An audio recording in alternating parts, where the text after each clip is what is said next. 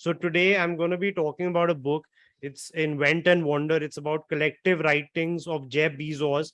And, it's a very nice book and it's going to be very insightful here today. So let's move on and discuss Invent and Wonder. So about the author, as again, after I did this presentation, I found out that Jeff Bezos' full name is Jeffrey Preston Bezos. So I was not aware of it until I was preparing this presentation for all of you. So again, as we all know, he's an American entrepreneur who played a key role in the growth of e-commerce as the founder and chief executive officer of Amazon.com Inc., an online merchant of books and later of a wide variety of products. So he started with books and he absolutely dominated books, and he started selling online at a time when people did not know what internet even was. So he was approaching investors and they did not know what internet was. At that time, Jeff Bezos has this plan that he wanted to catalog all the books in the world, because once his basic thought process was, because books were there were so many books. If you could catalog all of them, it's basically kind of doing SEO, and he's going to capture a lot of market strength as well. And that is his entire journey. He started with books and later on with a wide variety of products. So under his guidance, Amazon became the largest retailer on the World Wide Web and model for internet sales. So again, the amount of scale which Amazon has received is again like a company where we should also be learning from them at each and every stage where we are. So this is how the book looks like, and it's available on Amazon if anyone wants to read it. And you can also download it from Audible, or you can download it as an ebook as well.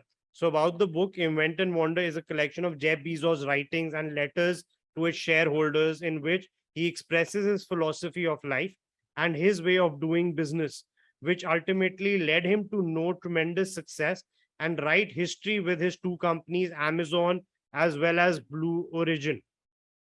So, guys, moving on, focus on long term. What does this book tell us about? What does Amazon, Jeff Bezos tells us about with his strategies and his thought process was focus on the long term. Long term. Focusing on the long term begins with having a clear destination as to this is where you want to reach. You need to know where you're heading, even if the path to get it isn't clear. Achieving long term goals is an exercise in learning as you go. So you will continuously be learning new and new things along the way.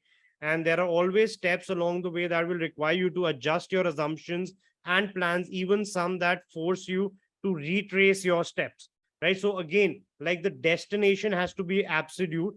The way how you get to that destination can vary. So there will be time when you will have to alter the decisions, change some decisions, or improvise along the way, make some improvements, change your thought process, evolve as a human being. So a lot of things will vary, but as long as you're certain about the journey and where you want to land and where you want to end up, you will, and you're focused about it, you will actually reach that position. So focus relentlessly and passionately on the customer at each and every stage.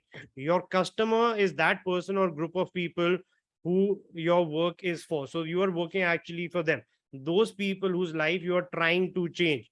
Amazon is all about world leading customer experience and the lowest, and obviously the lowest possible price. Listen to customers, but don't just listen to customers, also invent on their behalf.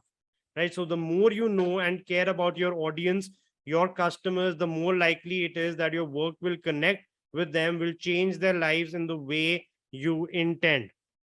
Right. And again, focus on the big decisions. Bezos divides decisions into two categories: those that can be walked back on and those that are irrevocable.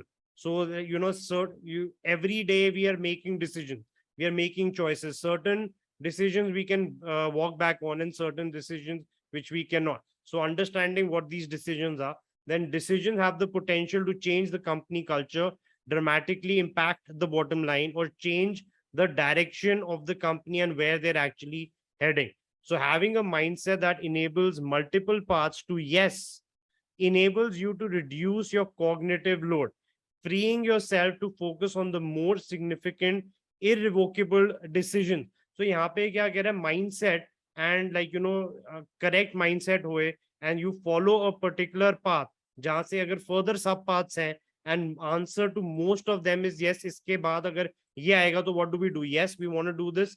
And if you can choose a particular path where most answers are yes, it reduces your decision making, and you free up a lot of time for yourself, as well as your mind power to actually involve in other things as well. So hire the right people. So again, we will be covering this in one of the future segments in much more detail as to how you can actually build your team as well. So Bezos asks hiring managers to answer 3 critical questions before hiring a candidate. Will you admire this person? Will this person raise the average level of effectiveness of the group he or she is entering? Along what dimensions might this person be a superstar? Right. So this is something which you need to keep in mind. Day one culture, what is it? Essentially, it's a winning mindset. Imagine you're the new guy at a workplace. You feel that day one enthusiasm as you're full of new ideas and are ready to give your best. So Amazon maintains that every day. It's a day one culture. Every new project which they do, it's starting from day one, and starting from the very beginning. And that is why Amazon continues to maintain that culture and keeps that excitement amongst all of their people as well as their employees, and that is why they're able to succeed a lot. So Bezos approaches every day with a day one mentality and imposes this concept on all employees. Although it's difficult, maintaining enthusiasm and creativity is critical for tremendous success of both employees as well as the company. If you can continuously maintain the enthusiasm on a long-term period of time, it will be beneficial also not only for the employees, but it will also be beneficial for the company where everyone will succeed.